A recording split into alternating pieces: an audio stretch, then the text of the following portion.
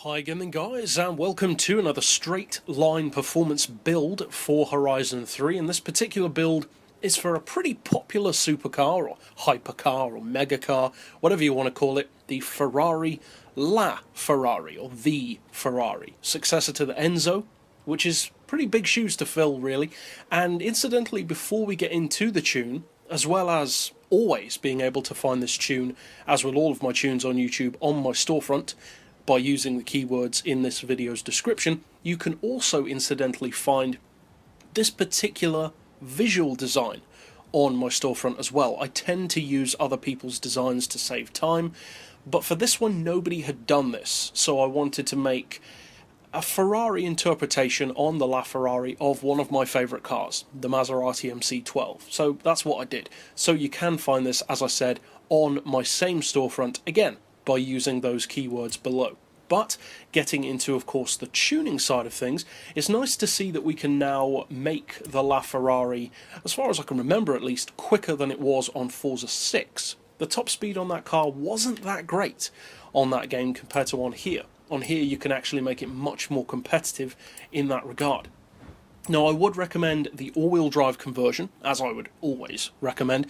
You can't change the engine on this one, and it's actually not as powerful as some of the other supercars in the game. It doesn't have the 1500 horsepower Lambo conversion option, but what it does with its power is really impressive. It's still one of the quickest cars in the game, and the great thing about the LaFerrari, like the McLaren P1, is that you have a great mix. It's not just a straight line machine, but it can actually be fantastic around corners as well.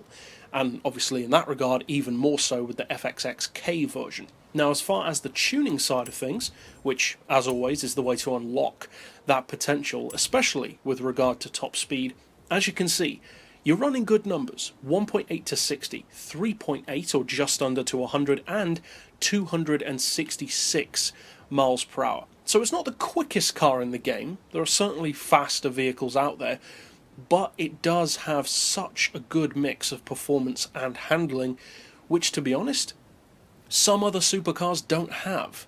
Your Hennessy Venoms or your Koenigsegg's, they can be a little bit twitchy or slippery, whereas a car like this is much more focused and kind of more of a track car than those vehicles. Now, as far as the gearbox, I would recommend a final drive of 3.5, then individual gears of 2.9, 2, 1.5, 1.18, 0.96 and 0.79, and then for the rest, anyone who's been on the channel before knows the drill. It's very open to interpretation. I like my cars to be fairly simple in the way that they're set up as far as handling. I let the all-wheel drive do the work. So we've got neutral camber, neutral toe. Caster is fairly low on this one, 3 degrees. I opted for 3 degrees because it gives you a nice mix of looseness at lower speeds, but also stiff enough at higher speeds that it's not twitchy. At least for my personal driving style, and as always, feel free to change that. As far as the anti-roll, we've rounded those off to 25 and 26, the springs to 132 and 234. On this particular car, I've actually gone for the highest ride height. That may seem strange, but the reason why I've done that is because you really don't need it to be slammed. It already looks low enough, and it really makes a negligible difference to the performance, so why change it? It's nice to have a car that looks good as well as being fast, or at least that's the way that I see it. As far as dampers, I've got those on 11 and 17 and then 5 and 8.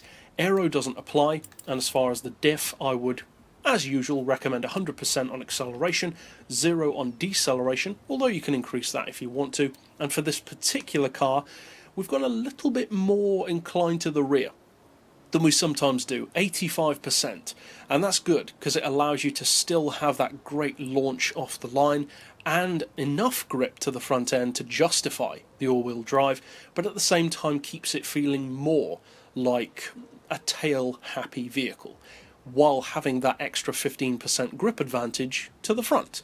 So overall, if you do decide to use this tune, or even better, a version of your own based on this tune, then obviously I hope you find it fun. I hope, as with all of my tunes, you make it even quicker than I did, and obviously I hope you find it fun in racing. But for now, as always, thanks for watching.